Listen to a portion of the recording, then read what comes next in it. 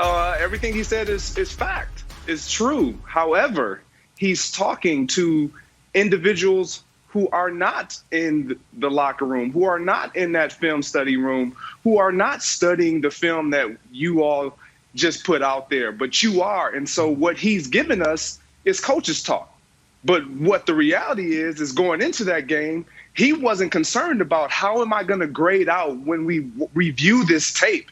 Am I going to get a good grade no matter what my statistics are? The fact of the matter is everyone watching this game, including myself, including Ezekiel Elliott, is really basing my performance, whether it's good or bad or moderate, based off of my production. And my production, what jumps out to us more than anything?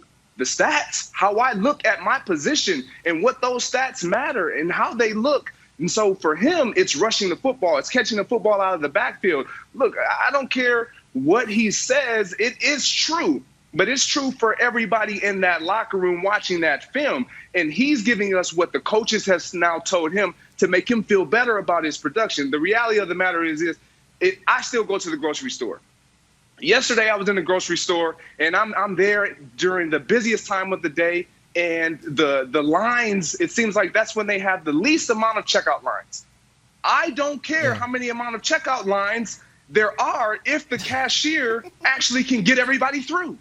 Now, from a managerial standpoint, she's doing great. She's cordial with everybody. She's treating everybody with respect. But I'm at the back of that line thinking, the level of production is based on how fast you can get these people through this line so I can get up.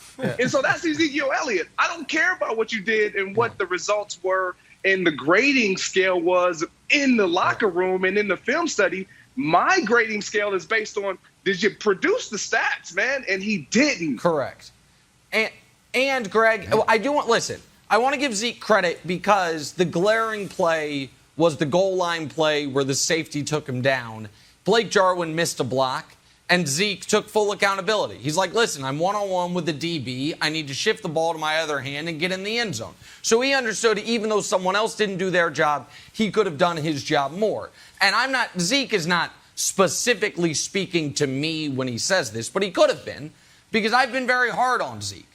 But I've been hard on Zeke because while in individual samples it is correct, the numbers can be misleading. Over the breadth of, a 6-year trajectory, the numbers are not going to be misleading. And we can show the trajectory, and it's one direction.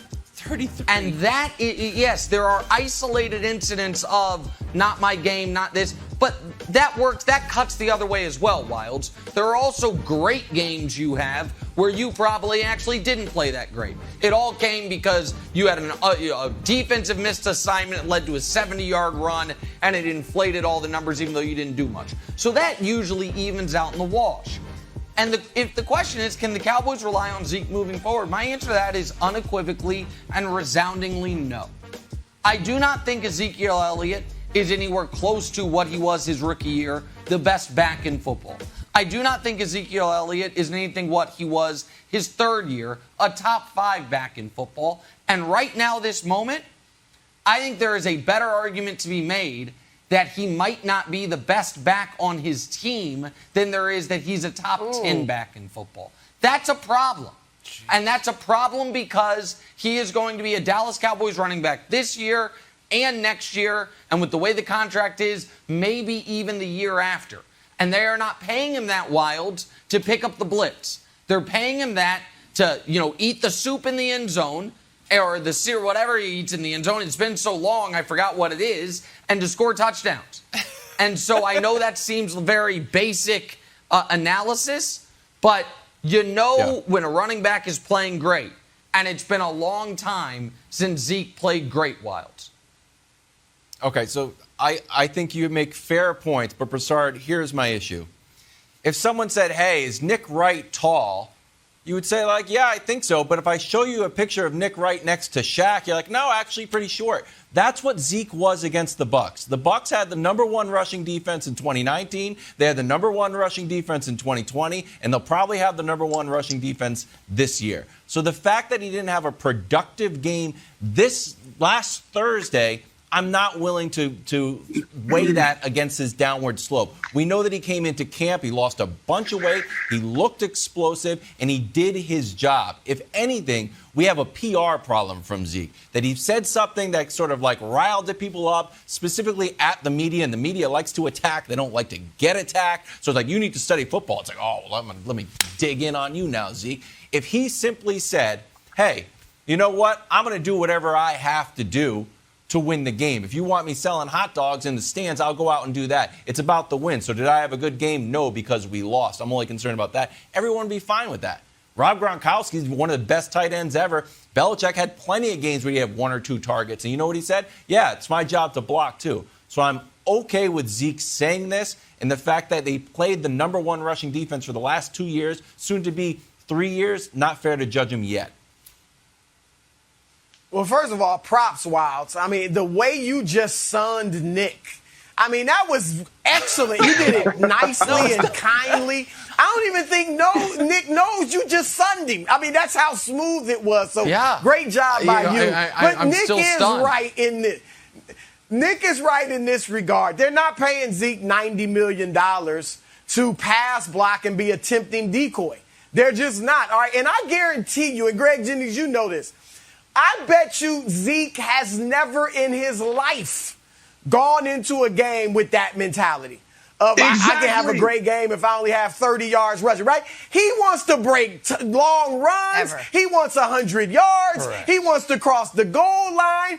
And I guarantee you, if he's ripped for 120 yards on the ground, 2 touchdowns, but missed a couple blocks or, didn't grade out well in other areas, he'd probably be fine with that because we all are about the statistics. So, look, here's the challenge for Zeke. They've now become Dak's team, and they're going to pass the football a lot, obviously.